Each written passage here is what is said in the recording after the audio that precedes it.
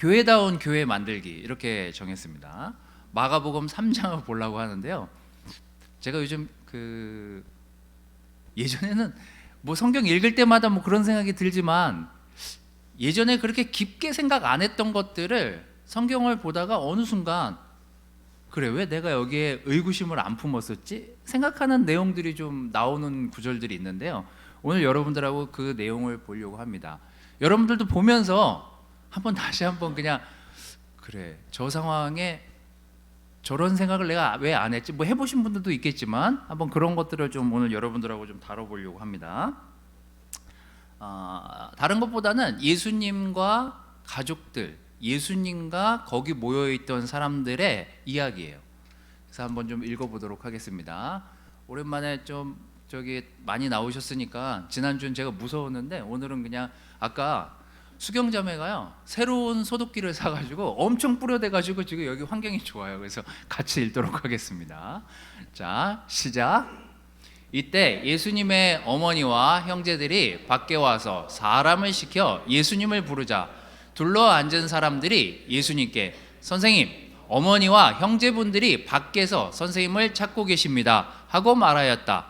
그때 예수님은 그들에게 내 어머니와 형제가 누구냐 하시고 둘러 앉은 사람들을 보시며 보아라, 이들이 내 어머니며 내 형제들이다. 누구든지 하나님의 뜻을 따라 사는 사람이 내 형제와 자매이며 어머니이다 하고 말씀하셨다. 아멘. 마가복음 3장 31절에서 35절 말씀이었습니다. 여기서 뭐 이상한 거 못 찾았을까요? 뭐 저희 나라 같은 경우 또 이스라엘하고 되게 비슷한 게 되게 많은데요. 뭐 이런 거 읽으면 좀 나이가 드신 또 분들의 입장에서 뭐야, 우리 가족은 뭐야, 우리 혈연을 맺은 나를 낳아준 가족 말고 여기 있는 사람들이 다 형제 자매라고, 가족이라고, 이 사람들이 내 아버지 어머니라고, 이런 생각은 그냥 해볼 수 있잖아요. 그죠? 지금 그런 내용이에요. 밖에 가족들이 찾아왔어요 라고 예수님한테 제자들이 이야기했더니 예수님이 그들에게 누가 가족이야? 라고 되묻는 장면입니다. 여러분의 가족은 누구입니까? 이거 봐요, 대답 못하잖아요 우리는. 우리도 쉽게 대답 못하잖아요. 근데 예수님이 너무 당당하게 누가 내 가족이야? 여기 있는 사람, 하나님의 뜻을 따라 사는 사람, 그 사람이 내 형제와 자매며 어머니다 라고 그냥 덤덤하게 말씀을 하세요. 이것도 신기했습니다만 요즘 제가 신기하게 생각하는 내용들을 좀 찾아왔습니다. 우리가 교회다운 교회의 모습, 굉장히 간단할 것 같지만 시간이 지나면서 되게 쉬워 보였는데 복잡해지는 게 교회다움을 잃어버린다는 생각이 들어요. 그러면 우리가 진짜 교회답기 위해서 기본적으로 적어도 교회라면 이 정도는 갖추고 이 정도는 기본으로 생각하면서 가는 교회가 그게 진짜 교회 아니겠는가라는 생각이 들어서 오늘 제가 이거 뭐 별거 아닌 것 같지만 잘 생각하세요. 하나님만이 교회의 대표예요. 하나님만이 교회의 주인이신 거예요. 이게 되게 별거 아닌 것 같죠? 임효종만이 교회의 대표다. 성경은 그렇게 얘기하고 있지 않습니다. 교회의 주인은 하나님이에요. 교회의 주인은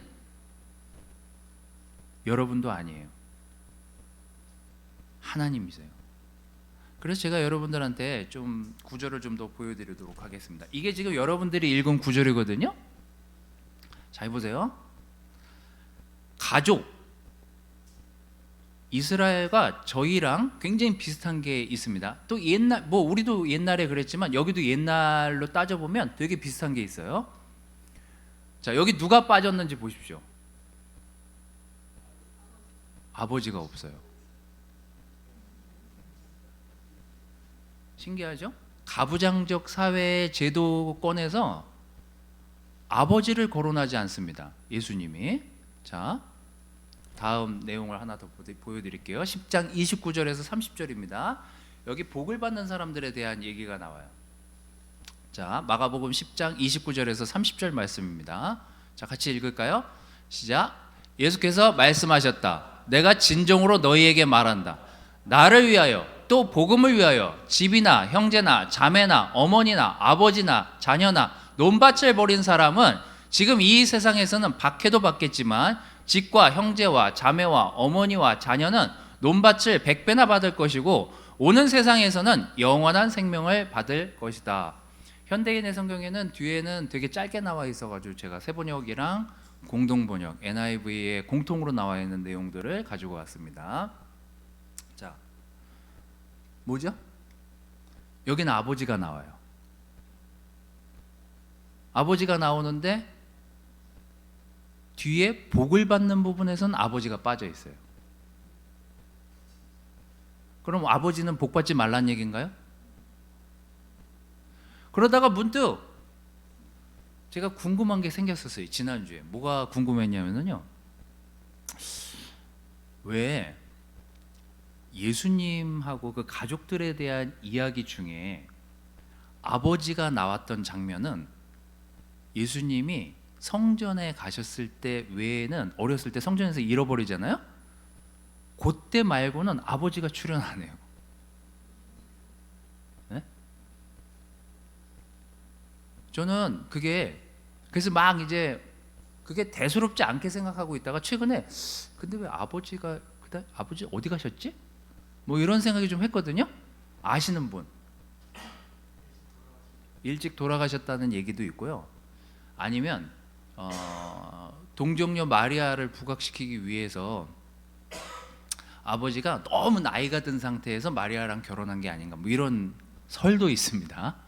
근데 그냥 다 설이에요. 그냥 나오진 않아요. 성경 뭐 정확하게 성경에 이렇게 됐다, 이렇게 돌아가 이렇게 나온 얘기는 없습니다. 왜?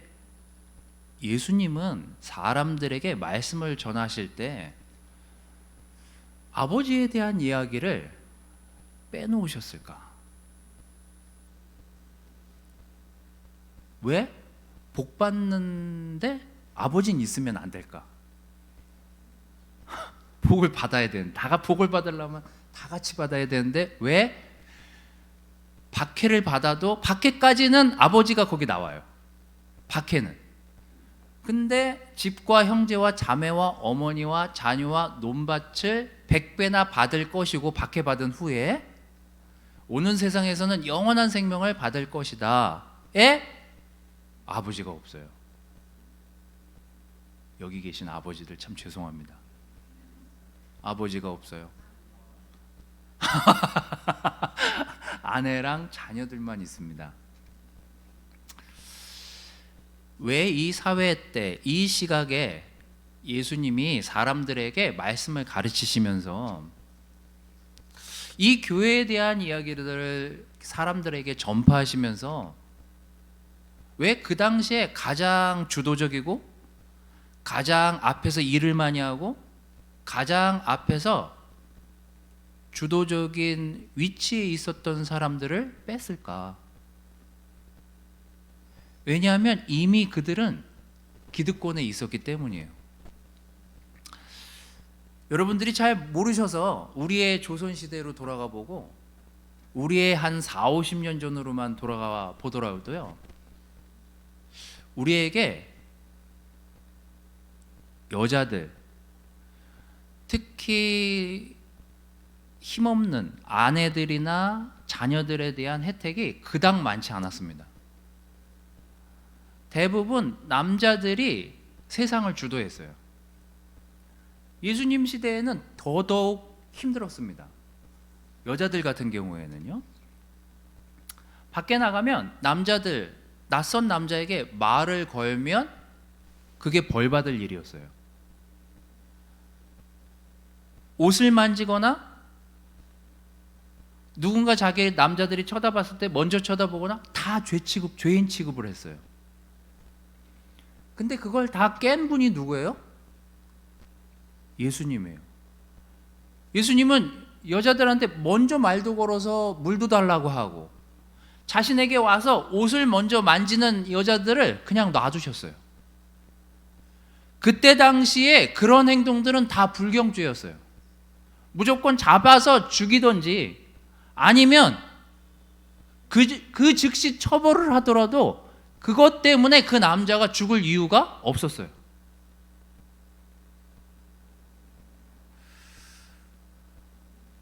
왜 제가 아버지에 대한 이야기를 여러분들한테 드리냐면요, 권위라는 것이 한 사람한테 쏠리기 시작하면 그거만큼 위험해지는 곳이 없습니다. 잘 보세요. 여러분의 가족 중에 아버지가 권위적이에요. 근데 폭력적이에요. 어떻게 빠져나갈 길이 없어요. 이럴 경우에 굉장히 고통스러워집니다, 가족이. 자, 그러면 가족이 다 행복해지는 경우는 어떤 경우예요? 가족이 다 행복해지려면 어떻게 해야 돼요? 아버지의 권위를 분산시키면 되겠죠. 그러면 가족이 행복해질 수 있어요. 이건 이제 너가 역할을 하도록 해. 이건 너가 역할을 하도록 해. 교회도 마찬가지예요. 교회의 주인이 하나님이시기 때문에 그 안에서 같이 일을 하는 사람들이 있어야 교회가 건강한 거예요. 그런데 고난이 저 한 사람, 똘똘하지도 않은 목사 한 사람, 그럼 어떻게 돼요? 그럼 어떻게 되는 거예요?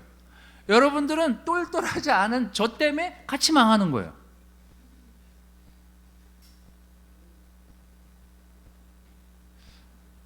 이 바리새파 사람들, 제사장들, 이 당시의 랍비들, 왜 예수님이 가르치고 보라고 하는 것들을 제대로 보지 못했을까? 거기에서 벗어나질 않아요. 이거 내가 가르쳐야 되는 건데, 이거 내가 해야 될 일인데, 이거 예배 내가 주도해야 되는데, 그러니까 예수님이 하시는 말씀이 귀에 들어오지 않아요. 어느 순간. 어쩌면 예수님은 그 환경에서 가장 약했던 사람들, 가장 보호받아야 될 사람들, 가장 하나님과 가까이 가야 될 사람들이 어떤 사람들인지, 교회가 어떤 방향으로 나가야 되는지, 우리가 어떤 삶을 살아야 되는지를 사람들에게 가르치고 싶어 하셨습니다. 그래서 많은 학자들의 공통된 의견이 의도적으로 아버지를 뺀 게 아닌가라고 하는 거에 저도 설득이 됐어요. 많은 아버지들이 정상적으로 생활하고 계셨겠죠. 하지만 그 당시에 기득권을 가진 주 큰 세력 중에 대부분이 다 남자였어요. 그리고 그들의 잘못 때문에 회당이든 어디서든 예배를 드리는 모든 그 예배의 중심에 그 사람들이 있었어요. 바뀌지 않는 그 기득층들이요. 예수님은 그들에게 내가 왜 이 땅에 왔는지를 설명하셨습니다. 누가 내 형제고? 누가 내 가족이니? 하나님 아버지를 사랑하는 사람, 하나님 아버지의 뜻대로 따라 사는 사람, 그 사람이 지금 회당에 모여있는 우리가 되어야 되지 않겠나라는 것이 예수님의 설명이셨습니다.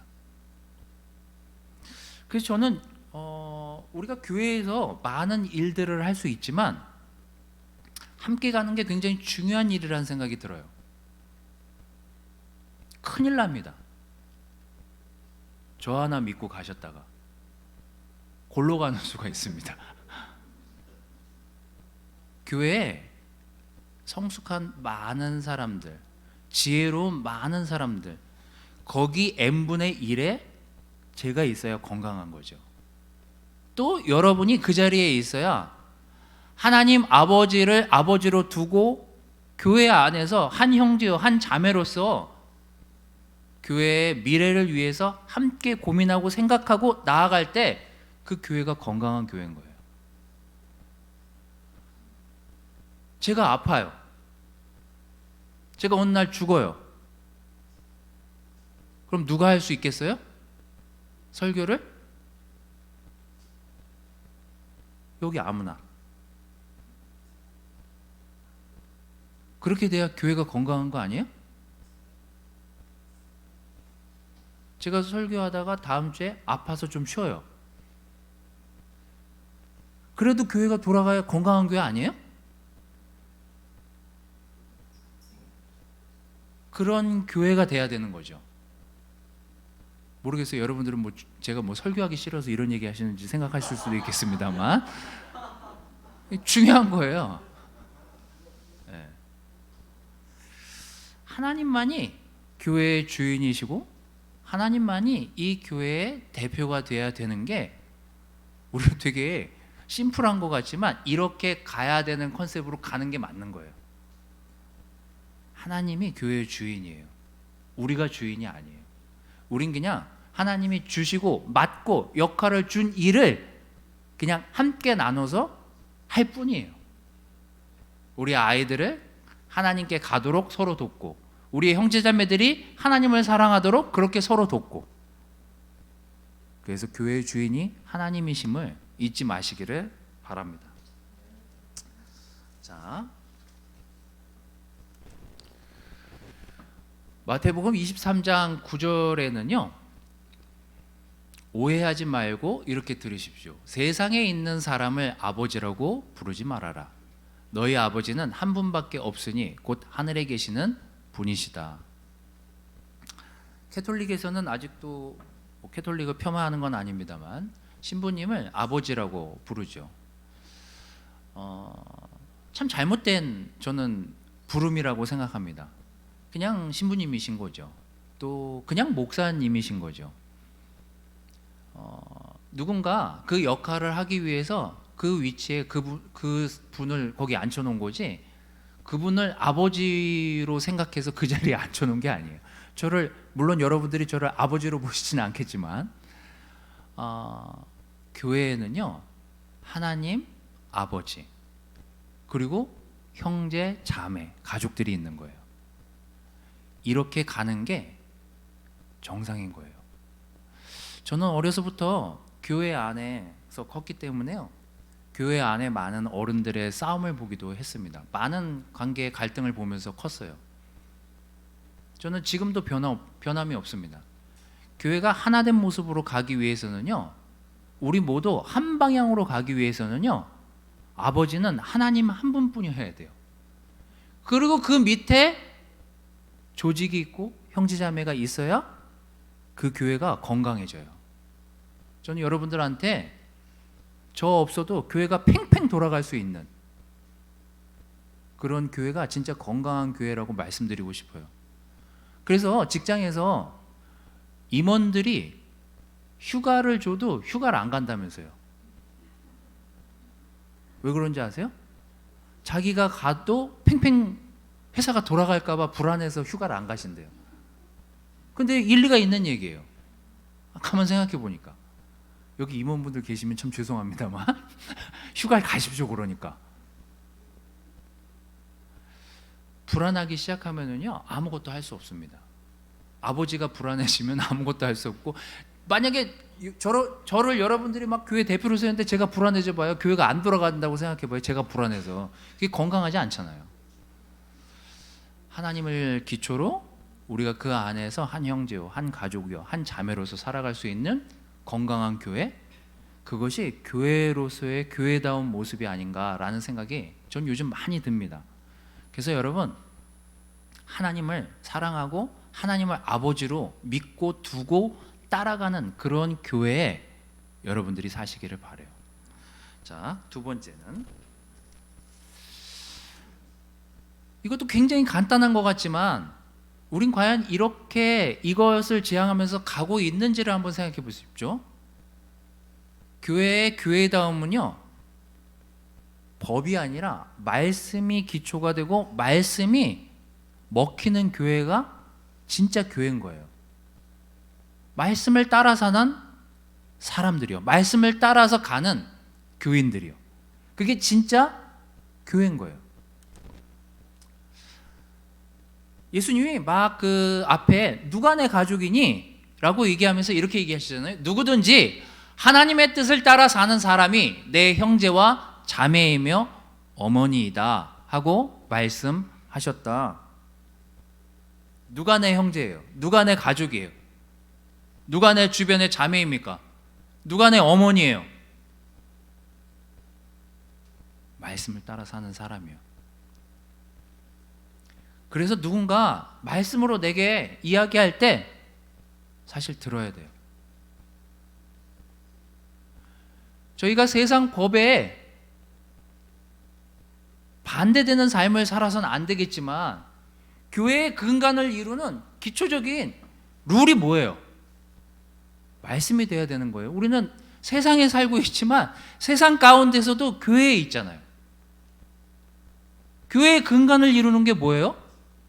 말씀이어야죠. 여러분들 생각, 여러분들 주장, 여러분들이 배운 지식 중요하죠. 하지만 교회에서 그 모든 것들 위에 뭐가 있어야 돼요? 사실 말씀이 기초가 돼야 되는 거예요. 성경이 뭐라고 얘기해? 말씀이 뭐라고 얘기하고 있어? 거기에 순종해서 우리가 지금까지 온 거 아니에요? 제가 설교 준비하다가 문득 옛날에 유명한 점쟁이 분이 저한테 한 얘기가 있어요. 나중에 굉장히 힘들게 사실 거라고. 그 굉장히 유명한 점쟁이였어요. 신촌에 이대 앞에. 그분이 저한테 그랬어요. 제가 그 홈페이지 만들어 드릴 때 그분이 저한테 내가 이거 다른 사람들한테는 뭐 돈 많이 받고 하는데 내가 팀장님한테는 그냥 해드리겠다고. 밥 먹는데 갑자기 제 관상을 쭉 보시더니 저한테 한 얘기예요. 나중에 고생하겠다고. 그래서 지금 고생하는 건가? 저는 그분이 그때 얘기했을 때 그 나중은 언제일까? 뭐 이런 생각 했거든요. 도대체 지금 난 잘 살고 잘 먹고 잘 살고 있는데 그 나중이 언제일까? 그런 생각이 들었는데 아직 저한테 그 나중이 느껴지지가 않아요. 지금도 저는 나름 행복하고 만족스러운 것 같아요. 사실 재밌어요, 사는 게. 왠지 아세요? 내가 하나님을 떠나고 말씀을 떠나면 불행해지겠구나. 그 점쟁이가 그걸 얘기했나? 그 생각이 요즘 많이 들었어요. 설교 준비하는데 갑자기 그분 생각이 나더라고요. 아, 맞아. 내가 그 점쟁이를 내가 크리스찬 되기 전에도 만나고 크리스찬 되고 나서도 만났거든요. 짧게. 그 일하느라고. 제가 전임 되기 전에 계속 일을 했었으니까요. 근데 설교 준비하다 그 생각이 문득 들었어요. 아, 내가 말씀에서 벗어나서 살았으면 진짜 힘들게 살았겠구나. 진짜 그분 말대로 걱정 많은 피곤한 인생을 살았겠구나. 좀 그런 생각 많이 해요. 저는 사실 제가 주변에 있는 형제자매들이 저를 보면은요 거의 문외 같대요. 어떤 거는 막 문득 생각나서 그걸 하는 것들이 있어요. 그러니 좌충우돌하면서 얼마나 살았겠냐고요. 저 같은 사람이 즉흥적으로 하는 게 그렇게 많은데 그 옆에 형제들 없었으면 큰일 날 뻔했어요. 누군가 나를 훈련해주고 누군가 나에게 가야 될 방향을 성경을 펴놓고 이야기해주고 누군가 내 자녀를 가르칠 때 내가 무언가 죄 가운데 빠져서 살려고 할 때 무언가 내가 잘못된 것들을 선택하려고 할 때 형제들 자매들이 이건 아닌데요? 말씀에서 이렇게 하라고 하지 않는데요? 라고 했을 때 그 말씀이 저를 인도하고 이끌지 않았으면요 좀 망했을 것 같아요. 나중에 진짜 힘들게 살았을 그 나중이 40대였을 수도 있고 30대였을 수도 있고 지금도 그렇게 망한 인생으로 사는 것처럼 느끼면서 살 수도 있었을 것 같아요. 근데 제가 지금 만족감을 느끼고 행복감을 느끼고 나는 괜찮은데? 이렇게 생각하면서 사는 이유는요, 사실 말씀을 기초로 살았기 때문이에요. 어디 제가 가서 사과를 합니까? 자존심 세우면 세웠지. 어디 가서 난 이렇게 못 살아! 그러면서 막 승질내면서 좀 막 그렇게 살았을 것 같아요. 저는 그래서 저를 말씀으로 가르쳐주고 인도해주고 이끌어준 형제들 자매들에게 사실 매우 감사하면서 살고 있습니다. 안 그랬으면 그냥 망나니처럼 살았을 것 같아요. 제 모습을 그냥 뒤돌아보면요, 누가 내 가족이고 누가 내 형제입니까? 하나님의 말씀의 뜻을 따라 사는 사람들이 함께 있을 때 교회는 진정한 교회다움의 모습으로 갈 수 있다는 사실. 마태복음 21장 31절 32절 말씀을 보면서 이 포인트를 정리하도록 하겠습니다. 이게 제가 진짜 저희 아이들하고 어렸을 때 디보션 할 때 정말 많이 봤던 구절인데 볼 때마다 정말 재밌어요. 제 모습 같아서. 이 앞에 내용이 뭔지는 아시죠? 아버지가 포도원에 가서 일 좀 하자. 그리고 똑같이 두 아들에게 이야기했는데 하나들은 네, 가게에서 제가 일할게요. 말은 잘해요. 뭐 그런 자식이 있잖아요. 말만 잘하는. 둘째는 저는 가기 싫은데요. 저는 일하기 싫은데요. 말은 그렇게 했지만 가서 일한 아들. 그 이야기예요. 그리고 그 뒤에 내용입니다. 그리고 예수님이 질문하시죠. 이 둘 중에 누가 아버지에게 순종하였느냐? 사람들이 이렇게 쉬운 질문을 왜 하시지? 둘째입니다 하고 예수님께 말씀드리니까 예수님이 이렇게, 내가 분명히 말해두지만 세무원과 창녀들이 너희보다 먼저 하나님의 나라에 들어간다. 요한이 와서 올바른 길을 가르쳤으나 너희는 믿지 않았고 세무원과 창녀들은 믿었다. 그리고 너희는 보고도 끝내 뉘우치지 않고 그를 믿지 않았다. 나의 고집스러움, 저의 고집스러움, 여러분의 고집스러움을 꺾지 못하는 이유는 무엇일까요? 우리는 실수를 하고도 잘못을 하고도 뉘우치지 않는 그 태도는 어디서 오는 걸까요? 어디서 올까요? 저도 저를 생각해 볼 건데, 하나님을 두려워하지 않고 말씀을 순종하려고 하지 않았다면 저 이렇게 살았을 것 같아요. 이걸 왜 내가 뉘우쳐야 되지? 이걸 왜 내가 반성해야 되지? 분명히 자식이 뭔가 잘못해가지고 내가 소리 지르고 했던 건데 이거 왜 내가 사과해야 되지? 저 그런 일들 많거든요. 억울하게 느끼는 일 많아요, 제 입장에서. 근데 하나님 말씀이요, 저를 꺾게 만들고 순종하게 만들고 다시 하나님께 가게 만들고, 이게 사실 말씀이어야 되거든요. 전 여러분들의 삶에서 삶의 기준이 세상 사람들이 하는 말, 세상 사람들이 하는 어떤 룰, 그런 거 말고 하나님의 말씀에 근거해서 하나님의 말씀을 따라 사는, 그렇게 결정할 수 있는 용기, 그게 교회가 돼야 되지 않겠습니까? 그게 여러분 가족이 돼야 되지 않겠어요? 저는 여러분들이 말씀에 순종하는 삶을 사시기를 바라요. 저를 포함해서 우리 모두에게 해당되는 이야기예요.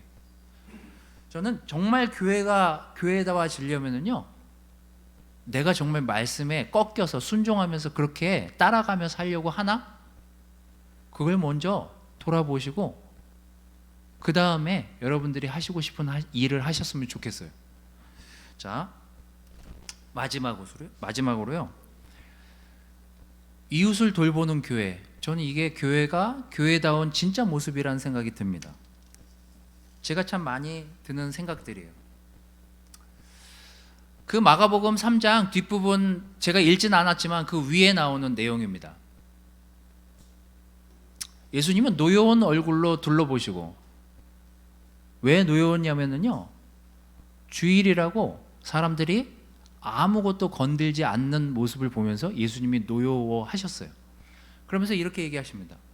노여운 얼굴로 그 주변 사람들을 보고 그들의 고집스러운 마음을 슬퍼하시며 병자에게 내 손을 펴라 하고 말씀하셨습니다. 그래서 그가 손을 펴자 오그라든 그의 손이 완전히 회복되었다. 요즘은요, 사회가 너무 많이 발전해 가지고요, 사실 교회가 할 일을 세상이 너무 많이 도와주고 있어 가지고 교회가 할 일을 많이 잃었어요. 예수님 시대뿐만 아니라 1세기 교회가 했던 일들은요, 대부분 돈 많은 사람이 교회에 온 게 아니었어요. 굉장히 가난한 사람들, 필요가 많은 사람들이 교회에 왔어요. 그 필요를 교회 안에서 서로 채워줬던 거죠. 누가 힘들었대, 가서 뭘 좀 도와줘야 될 것 같아, 그럼 단체로 가서 그 일을 도와주거나, 누가 좀 재정적으로 어려워서 장례를 못 치른대, 그럼 단체로 가서 그 장례를 치러주거나, 장례 치르는 비용이 만만치 않았거든요. 그 모든 것들을 교회가 서포트했어요. 저는 이웃을 사랑하는 교회, 그 교회의 모습이 진짜 진정한 교회다운 교회의 모습이 아닌가라는 생각이 들었습니다. 제가 몇 번에 걸쳐서, 제가 싱글들 설교 때도 이 얘기를 했거든요. 여러분들한테는 몇 번 얘기했지만 그 보호종료 청소년들한테 도움을 주고 싶어서 저희가 지금 막 그 세팅을 하고 있다라고 말씀을 드렸습니다. 이제 19세가 되면은 고아원에서 나와서 그냥 혼자 살아가야 되는 아이들을 위해서 뭔가 그 친구들을 도와줄 방법을 찾다가 연결이 돼서 이제 다음 주에 한 명의 친구가 저희가 마련해 준 쉼터에 생활하게 돼요. 굉장히 아빠가 된 느낌이었어요. 내가 누군가 한 명을 더 보호할 수 있다는 그 뿌듯함? 근데 제가 이거를 교회에다가 설교도 하고 싱글들한테도 제가 요즘 이래서 좀 행복해요 이렇게 얘기했더니 참 놀랍게도 많은 형제자매들이 거꾸로 문자를 주는 거예요. 돕고 싶다고. 그래서 이제 그만 도와주셔도 돼요. 사실 너무 많은 분들이 어떻게 도울지, 재정적인 도움도 마찬가지지만 내가 뭐 그 분을 만나서, 그 학생을 만나서 도와줄 수 있는 부분들이 있으니, 나한테 이런 달란트가 있으니 언제든 필요하면 얘기해 주십시오 라고 하는 사람들이 너무 많은 거예요. 그래서 제가 또 행복했어요. 사실 진짜 많구나, 이런 따뜻한 마음을 가진 사람들이 교회에 많구나. 행복하지 않아요? 그래서 제가 불쌍해지면 날 도와줄 사람이 참 많겠다. 그래서 또 따뜻해지고, 그냥 이런저런 생각을 하면 기분이 좋아지더라고요. 제가 목표하기로는 경기도에 한 해에 355명 정도가 나와서 160명 정도가 국가에서 마련해 준 그 쉼터에서 19세부터 다시 그 생활을 하게 된대요. 그 중에 대학 가면은 대학 기숙사 같은 데 들어가는 친구들도 있고, 그 외에 나머지 애들은 그냥 사회에 나가야 되는 거예요. 그 애들 중에 일부를 저희가 봤는데, 제가 바라기는 그런 애들을 10명, 20명 이렇게 내가 받아서 좀 더 교회다운 모습으로서 아이들이 안전하게 어른이 될 수 있도록 징검다리 역할을 교회가 하면 어떨까? 저는 요즘 그런 생각을 많이 하고 있습니다. 그래서 제가 돈이 많아야 돼요. 사실 한 명 받는데 돈이 꽤 들어가더라고요. 물론 독지가가 나타나서 방을 하나 만들어줘서 다행히 그게 지금 지나가긴 했지만, 요즘 전셋값이 많이 올라갔잖아요. 그래서 그런 사람들을, 그런 학생들을, 그런 친구들을 자꾸 받으려고 하다 보니까 하나님은 돈이 많은데 제가 지금 돈이 없어요. 그래갖고 그런 돈을 많이 만들어야 되겠다. 좀 그런 생각을 좀 하고 있습니다. 저는 여러분들에게 진짜 건강한 교회, 교회다운 교회의 모습을 만들어 가려면 굉장히 간단한 것 같지만 이게 생각보다 쉽지가 않습니다. 그래서 기초를 우리가 잘 다져서 가는 교회가 되게 건강한 교회예요. 저는 그렇게 보고 있습니다. 우리의 기초가 어디에서부터 시작돼야 되는지, 뭐예요? 하나님만이 교회의 주인인 교회, 그걸 우리가 믿고 가고 있는지, 어느 한 사람에 의해서 움직이고 결정되어지는 교회, 굉장히 위험한 교회예요. 여러 사람이 함께 지혜를 모아서 한 형제요, 한 자매요, 그렇게 모인 한 교회로서의 하나님 아버지를 모시는 교회, 그 교회가 건강한 교회의 지표예요. 여러분은 그런 교회를 선택하셔야만 합니다. 그리고 말씀을 따라 사는 교회의 모습에 우리가 있어야 돼요. 우리는 말씀에 순종하는 것을 습관화해야 됩니다. 그리고 그것을 서로 도와야 돼요. 그래야 교회가 건강해질 수 있어요. 맨날 성경책만 들고 교회 왔다가 성경도 읽지 않고 일주일 내내 살다가 일요일날 와서 띡 성경표는, 그런 교회 말고요. 늘 말씀이 여러분들의 길을 판단하게 하는 기준이 되는 그런 교회에 다니십시오. 그 교회가 가장 교회다운 교회예요. 그리고 마지막으로 여러분의 이웃을 돌보십시오. 늘 교회는 많은 이웃들의 필요들을 채워왔습니다. 물론 앞으로도 그래야죠. 그런 건강한 교회, 그런 교회다운 교회의 모습을 우리 모든 형제자매들이 한마음 한뜻으로 만들어가는 그런 건강한 교회가 됐으면 좋겠습니다. 말씀을 마치도록 하겠습니다.